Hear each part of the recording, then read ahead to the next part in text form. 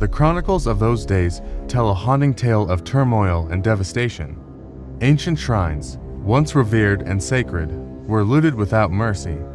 Lands were laid to waste, and churchyards were stained crimson with the blood of holy men. Mighty champions fell in battle, their strength no match for the unrelenting onslaught.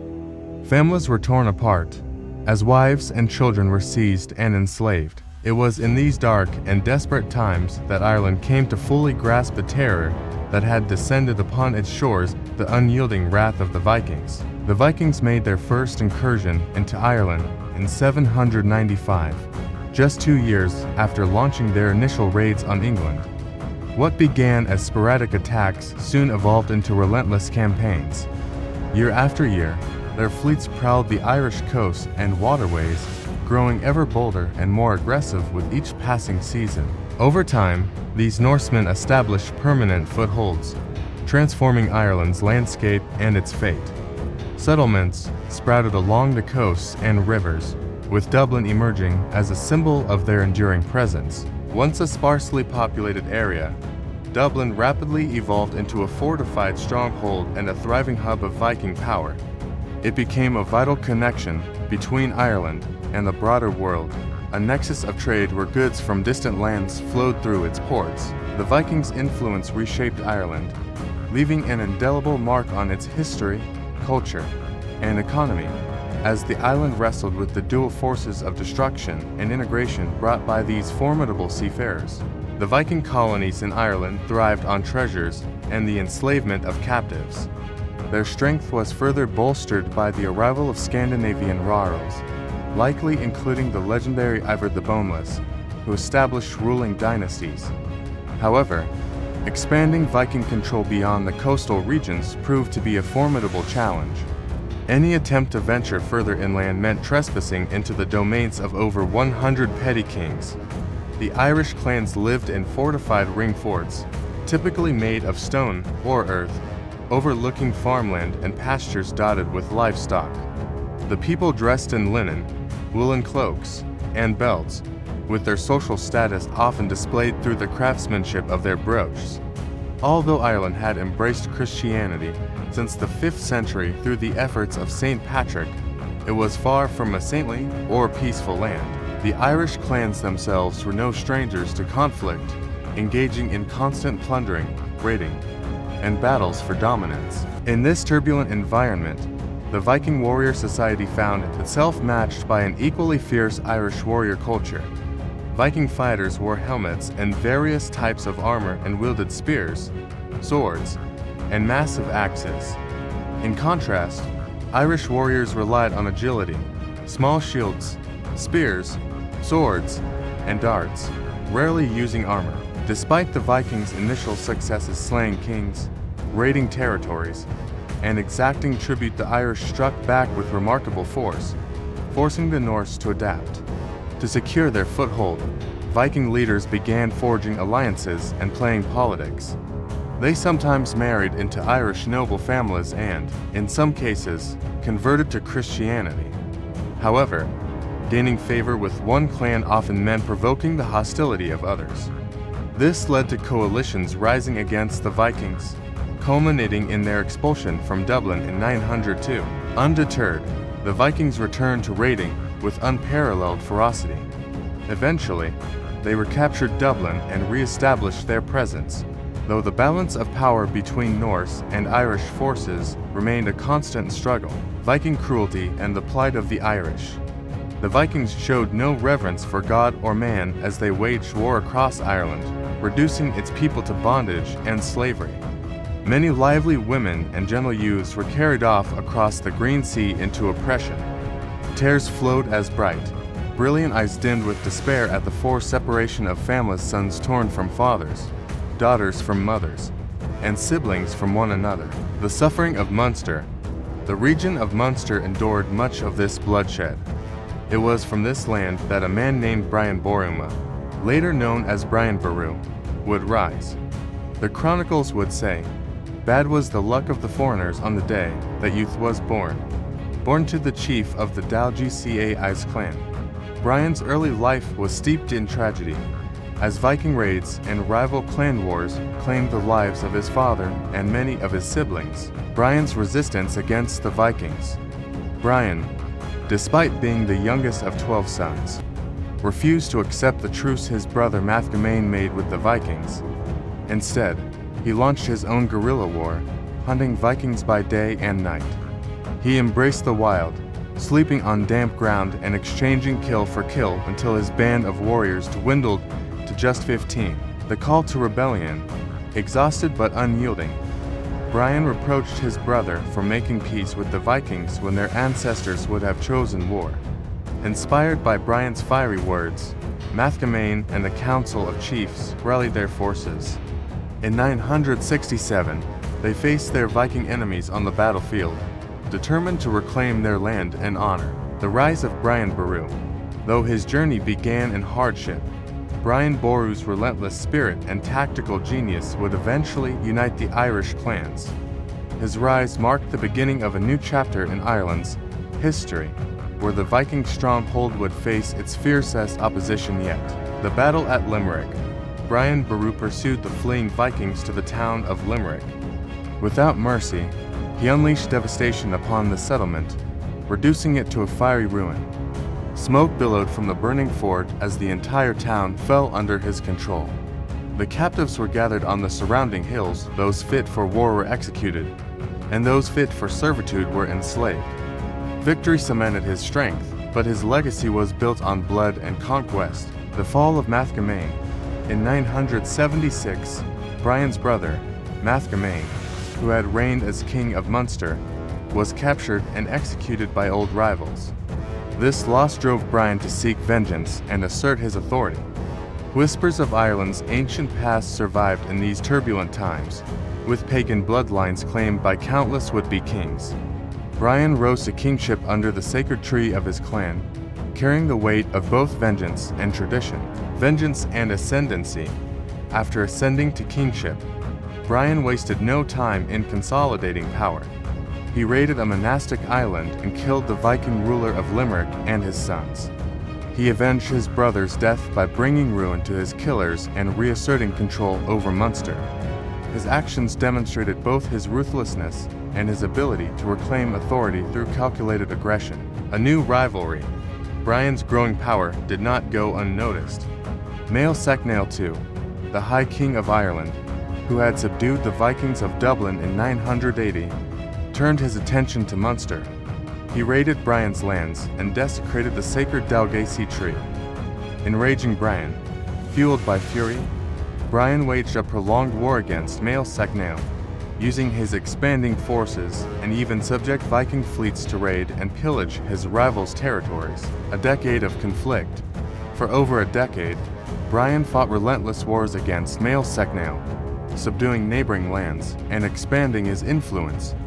By 997, after years of bloodshed and strategy, Brian's fleets and armies stood poised to challenge the High King's dominance. The stage was set for a confrontation that would decide the future of Ireland. A fragile peace. After years of conflict, Brian Boru and Mael Secnail made peace in 997. The agreement divided Ireland between them. Mael Secnail would rule the north, while Brian would reign as king of the south. This shift in power, however, stirred unrest. Sitric Silkbird, the Viking king of Dublin, along with the province of Ulster, saw an opportunity to challenge Brian's growing authority and test his strength. The Battle of Glenmama. In the final days of 999, Brian Boru and his newfound ally, Mael Secnail, marched toward Dublin to confront the rebellion. The Viking forces of Dublin and their allies from Ulster met Brian's army in the Great Pitched Battle of Glenmama. The clash was ferocious, with both sides fighting with relentless courage. By the end, the hills were drenched in blood, and Brian's forces emerged victorious. The burning of Dublin.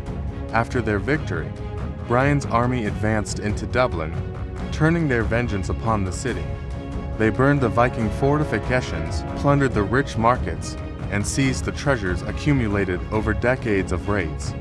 The army captured so many women and children that later accounts exaggerated, claiming the Irish ceased to labor entirely, as the Viking captives worked the farms and prepared meals. Pragmatic leadership. Despite the destruction, Brian showed a shrewd and pragmatic approach to dealing with the defeated Vikings. Sihtric Silkbeard, recognizing Brian's power, submitted to him. Brian allowed Sihtric to return to the throne of Dublin, understanding the value of securing loyalty through diplomacy rather than endless conflict. The Norse-Irish alliance. Brian further solidified his influence by strengthening family ties. Sihtric Silkbeard, who was the son of Brian's wife or former wife from a previous marriage to a Viking king, was married to one of Brian's daughters from another marriage. This union marked the merging of Viking and Irish identities, symbolizing a new era of Norse-Irish assimilation, a new era of unity. Brian's ability to defeat the Vikings in battle and then bring them into his fold through diplomacy showcased his vision of unifying Ireland. The Vikings, once feared invaders, began to assimilate into Irish society, blending their customs with local traditions and forming a new Norse-Irish identity that would leave a lasting legacy, uniting Ireland through power. With his son-in-law Sihtric Silkbeard and the Viking ports under his control, Brian Boru consolidated his influence. These hubs of commerce provided him with immense wealth, fine ships, and skilled warriors. Confident in his strength, Brian contested the rule of Mael Secnail in the north. Though resistance was mounted, Mael Secnail ultimately conceded, paving the way for Brian to become High King of Ireland. Brian Boru as High King. As High King, Brian embarked on great journeys across Ireland, securing the submission of defiant kings and earning the favor of influential church leaders. At Armagh, a cleric conferred upon him the title Imperator Scotor, member of the Gaels. His reign brought relative peace, during which he fortified his realm by building great forts, round towers, and patronizing churches. Constant rebellions and challenges. Despite the relative peace, Brian's reign was marred by periodic rebellions from ambitious local lords. In 1013, catastrophe struck when Dublin and Ulster rebelled once more. Sihtric Silkbeard, now in open defiance, slaughtered some of Brian's forces, including his son, and sought aid from overseas Viking allies. Vikings from abroad joined the rebellion. Sihtric enlisted Viking warriors from overseas, including earls and fighters from Orkney, the Isle of Man, and possibly those who had aided in the Danish conquest of England. By 1014, these forces arrived in Dublin Bay, their ships bristling with warriors armed for a decisive clash. Brian's response to rebellion. Brian, now a gray-haired king aged between 73 and 88 according to varying accounts, mustered an army of several thousand. He received aid from allies as far as northeast Scotland, including a Gaelic earl who pledged his forces. Over the spring of 1014, Brian's army marched through rebellious lands, leaving a trail of devastation as they advanced toward Dublin. The stage is set for the Battle of Clontarf. Later accounts frame the impending confrontation as a battle to determine the fate of Ireland. The rebellious Vikings and their allies sought to regain dominance, while Brian's forces aimed to solidify the unity of the Gaelic world. Both sides prepared for a climactic struggle that would echo through history. The last stand for Ireland, the Battle of Clontarf on Good Friday, 1014, was framed by later historians as a defining moment for the fate of Ireland. Though perhaps overstated, the threat of a revived autonomous Viking Dublin, supported by foreign allies, was indeed grave. As the morning sun rose, Brian Boru stood on a hill, watching the Viking and Ulster forces arrayed on the plain below, their shields, mail, and helmets gleaming in the light. The roar of battle. The battle was fierce and chaotic. Brian's son, Murshad, led the Irish charge against Ulster's forces, while Viking warriors flanked them on both sides. The hours that followed were a blur of hacking, stabbing, and bloodshed. Later accounts described the carnage poetically, saying that men were so drenched in blood they became unrecognizable to their own kin, and their spears grew heavy with the hair of their butchered enemies. Loss and victory. Amidst the carnage, Brian's son, Murshad, fell in battle. Yet as the day wore on, the tide turned in favor of the Irish. The enemy forces began to falter, retreating toward their ships. Many Vikings drowned in the rising tide as they attempted to flee.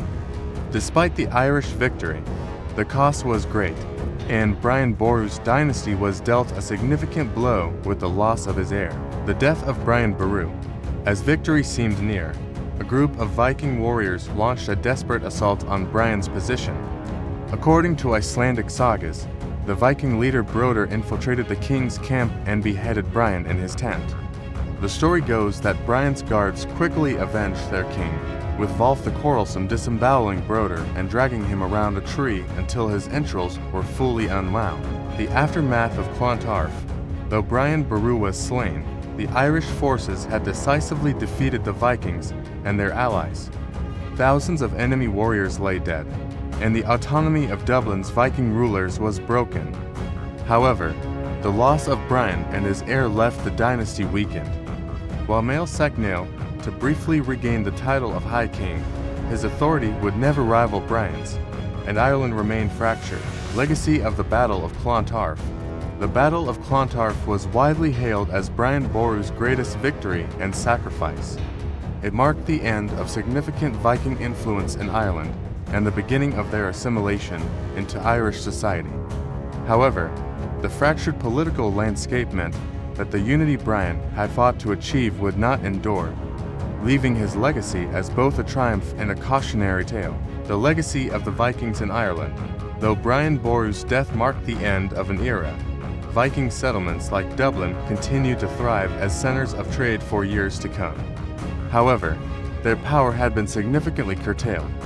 Over generations, Irish kings and warriors steadily subjugated the Viking invaders and their descendants, integrating their influence into Irish society while ensuring that true dominance remained with the Irish. The generational struggle. The eventual subjugation of the Vikings was not Brian Boru's achievement alone. It was the result of centuries of resistance, a collective effort by countless Irish leaders, warriors, and clans who refused to yield to foreign domination. The legacy of this resistance became a cornerstone of Irish pride and resilience,